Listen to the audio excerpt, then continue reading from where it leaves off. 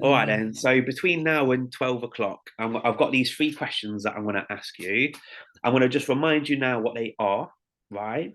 But then Yes, please.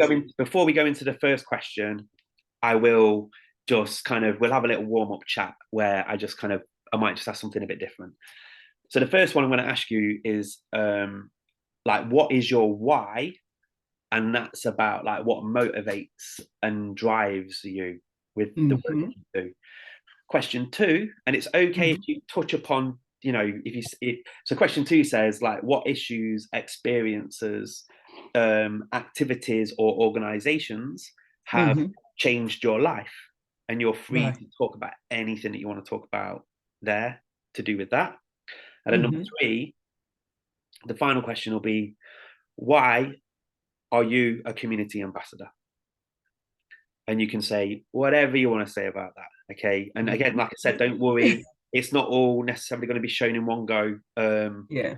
But you're going to be great, of course. So, would you be kind enough, before I ask you the first question, would you be kind enough, please, just to tell me, just just tell me a tiny bit about yourself, like, who you are, what you Mm-hmm. do, and like where you're based.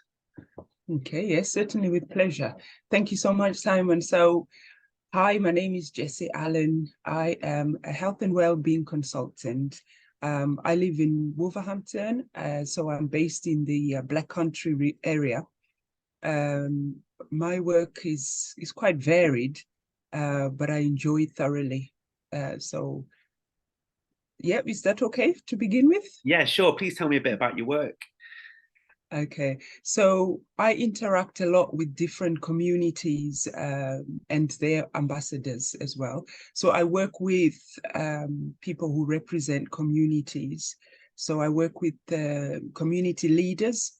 I work with faith organizations. I also work with business leaders. So a lot of my work involves meeting community entrepreneurs. So people who run social community interest companies. So they also called CICs. I also interact a lot with VCSE organizations, so voluntary third sector organizations, you can call them. But of late, I've been very much involved with faith organizations. Fantastic. Thank you so much. I feel very Mhm. grateful for this. Thank you. So Oh, I want to thank come on you. to the first question, if that's all right. And you can just really take your time and enjoy this. So, like, what Mhm. is your why? And when I say what is your why, Mm. like, what is it that motivates you and drives you? I think for me, it's just a need for fairness and justice in the world. Um, I have a nursing background, learning disabilities, and also public health. So I really am influenced by trying to make sure there's a balance and that everyone gets a fair go at life, because we don't arrive on this planet with a manual. So it's trying to help others figure out how to have the best outcome out of life has always been a big motivation for me. So I see myself as an advocate for people whose voices are usually ignored or whose voices are usually dismissed, or who are not listened to. So I try to be a voice for the voiceless. So I think that's what gets me going every single morning. Fantastic. That's absolutely beautiful and brilliant. And I'm so grateful that you're doing that work. So please Mm. elaborate just a little bit about why that's so important. Like, why does it matter? Okay. Yeah, it matters because if there is lack of justice and equality, what happens is that one group of people or community or people with certain disabilities or people who come from particular regions of the world might not experience life um, to their fullest. So this will result in some people dying before their time. So when we speak of health inequalities, sometimes people don't really get it, that what that means is some people will experience painful lives in terms of being affected by illnesses more than other people just because of where you live or just because of the color of their skin. So health inequalities, really the way I look at them is that these are unnecessary sufferings, unnecessary deaths that we can do something about. So this is what keeps me really working hard towards ensuring that everyone has as best a chance to live life on this planet as possible. So another way that I could explain that is that when there is no fairness or justice, a group of people or individuals with disabilities may end up with unmet needs. So when they have these unmet needs, what would happen is that they can turn into something bigger than what it was originally. So say, for example, someone might have been unemployed and that was their only unmet need. But if through injustice and discrimination or racism, that person continues to experience that lack of employment, then they could lose their home, then they could lose their family contacts, and they could end up on the streets, or they could end up then, you can just see how something can escalate just because of unmet need. One unmet need can turn into more. So my motivation is, if I can help someone at one point in their lives, that could then prevent an escalation or a deterioration of their life condition, then I'll feel like I've made a difference. Wonderful, thank you. Off the back of that then, so in what ways do you feel that the best outcomes of your work have made a difference, and what does that look like? When work is going well and you're feeling fulfilled, as though you're aligned with your purpose, and you're fulfilling your role to the best of your abilities, and things are going as well as you could hope them to go. What might that look like, and why is that meaningful? Yeah, well, for me, a measure of the impact that my work is having on people is just hearing the feedback of how their personal growth has gone because of my involvement. So, for example, one obvious and tangible way of measuring success is how people feel about themselves and the words they use to describe themselves. So somebody might say, before meeting me, or before being involved with my work, they didn't realize that they could actually speak about an issue and influence other people as well. So it's sort of like a confidence that I've managed to help them realize that they have this particular talent, which I think is one of my gifts, is that I'm able to make people realize that they have something special to offer, because that's really the main thing, is that everyone has a purpose on this life. I can help people to find that purpose usually, and it's on focusing on what they do well, and then just motivating them by coaching and mentoring, and allowing them to take chances, to take risks, knowing that, they are within a safe environment to make mistakes. And then as a coach, or as a mentor, then my job is to sort of help them to gain a little bit more self-esteem, a bit more confidence, a bit more knowledge, a bit, just build their skill set. And that makes me so happy to see other people doing so well. And I feel so fulfilled, like, this is what I came to this planet to do, to help others to live better.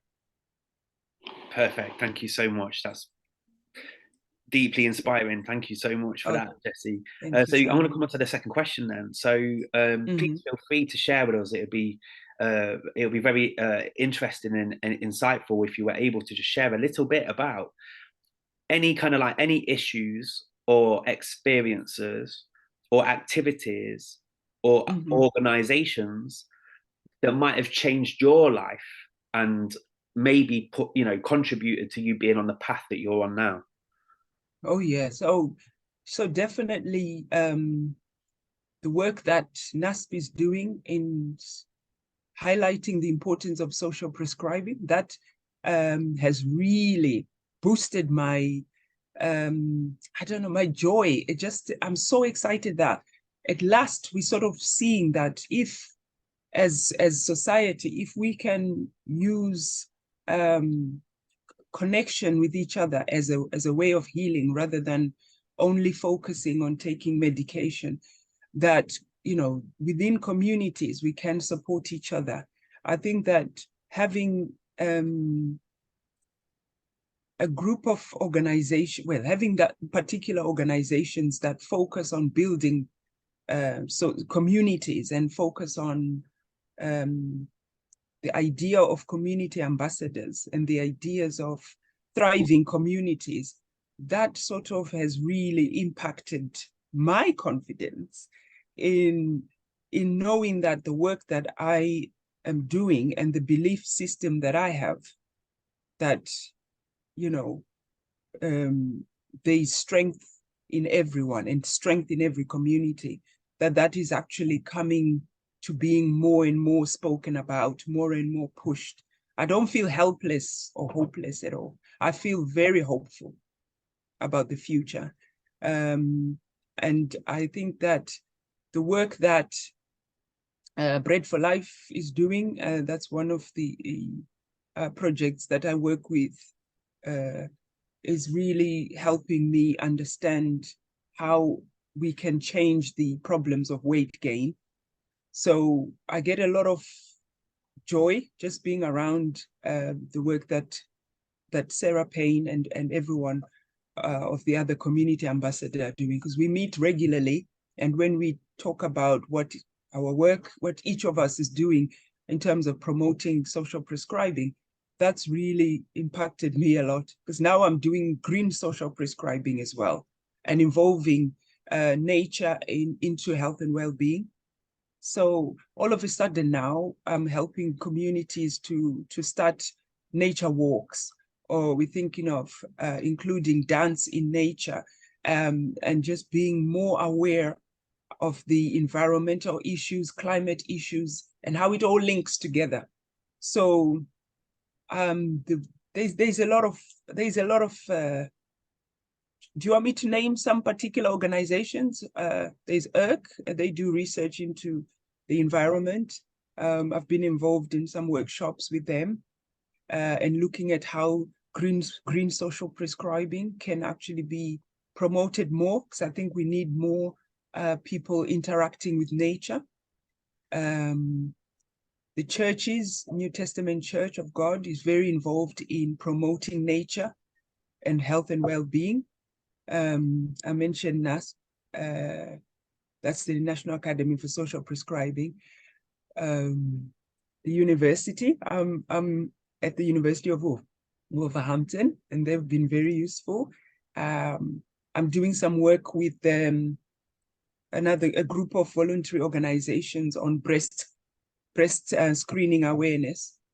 Oh my God, yeah, my work is That's very varied. fantastic. So Jessie, that's wonderful. Thank you so much for sharing that. I really appreciate that. I want to come on. We're gonna come on to this final question then, which is, and really take your time with this and enjoy this again. So, why are you a community ambassador? I am one of those people who believes that there is work to be done on behalf of those who are unable to, for whatever reason, who are unable to, let me start again. Why am I? Yeah. I'll ask you again. just so that Yeah, you can, so you can relax into this a little bit, and like everything yeah, that you've been saying so far, it's just been rolling off the tongue, and it's just yeah, gold. I know. You're completely connected to your answers. You know, you Yeah. live this and you breathe this, so this isn't an issue for you whatsoever. So yeah, you can take your time with this and just enjoy talking a Mm. little bit about like why you are a community ambassador. Why are you a community ambassador? Because I love to bring people together. I'm a community ambassador because um, I like to increase understanding of different communities, of different people. I am a community ambassador because I believe it's important to be able to speak on behalf of those who are unable to have their voices heard. Um, I believe that I am able to bring people together, and I'm able to share experiences that I've gone through, that I know other people who look like me or who are women like myself who are of my age, so I can represent life experiences and articulate them in a way that will resonate with others. So if people are having difficult experiences or struggles, I can relate to a varied, quite an array of experiences. And I can provide help and support in overcoming some of the issues that people struggle with in life, because I've been through a lot, and I read widely, and I speak on a number of issues. I sit on a number of boards. I interact with a variety of institutions, community groups, and my family as well. So I'm constantly learning from introspection. So I reflect a lot on my own actions, and I live in my skin. I live in my experience, and I really I'm not ashamed to share, things that I've been through. Fantastic. Thank you so much. So finally, I'd just like to ask, what are your hopes for the future of the work that you Mm. do, and what would you like to see change? All right. Oh, thank you. That's a brilliant question. I love the word hope, because hope is not just a verb, it's also a virtue, and it's a tool. So hope is in my pocket all the time. And the work that I'm doing now is filled with hope, because if we didn't believe in something better, then we wouldn't be doing the work. So a lot of the motivation comes from seeing a brighter future, a more equal future. So it comes from seeing that there's going to be equity and equality. And so every day is one step towards um, love and understanding among all people. And I know that we will get there. And I am so proud that I am a community ambassador. Fantastic. And Jessie, I just want to thank you and also say, is there any final thoughts or things that you Mm. might want to share or say before we say goodbye to each other? Yeah, just to say that if you have any inclinations, or if you feel within yourself a voice saying that you could do more, you can get involved. And if sometimes you don't feel confident enough to do something about an issue, I would encourage you to start off just by saying something, um, and to building up that little voice, and to continue every day to try and do something that makes you feel uncomfortable. So every day, try and come out of your comfort zone. And before you know it, your confidence will be building up steadily, uh, one day at a time. So I think what I want to say is, not everyone is born sounding or looking or acting as confident as you may see them. So when you look at celebrities or presidents or people in the limelight and you think, well, I can never be that confident, I just want to say that it takes practice, it takes training, it takes having a coach, it takes having a mentor, and you too can do it as well. So it's just so everybody knows you can become who you want to be, one day at a time. Remarkable. Thank you so much, Jessie. That was beautiful, and such an honor to have that conversation with you. So thank you so much for your time. Thank you so much for listening, Simon. I feel really great having spoken to you. Thank you. That's okay. That's great, and massive respect and appreciation for all of the work that you do. It is so important.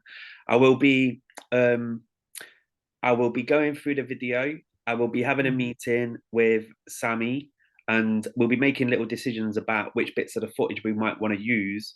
Okay. But I'll run everything by you, any decisions that are made. And if you like, I can send you the video. Like I Oh can send yeah, you the that would whole be video. lovely. Yeah. Because you might, Yeah. I mean, that's gold. Like that footage there is gold. It's absolutely incredible footage of you speaking about extremely important things. So, Oh, and you were fantastic. brilliant. You were very, wonderfully articulate. But more Oh, importantly, thank the you. things that you were saying were deeply important and meaningful. So, Oh, um, I'm happy you think so, Simon. Thank you so much. my pleasure. So, Thank you. well, what I will do is that I will send that over to you via. Have you heard of WeTransfer? Yes, yes. Okay, so I'll send that over to you via WeTransfer. It might take me a little while, not too long. I've just got to let it process. Okay. Is that okay? Fabulous. All right? Yes. Thank Okay. you, All right then. Simon. Okay then. Thank Cheers. you. I hope you enjoy the rest of your day. Thank you. Same to you. Take care. Bye bye.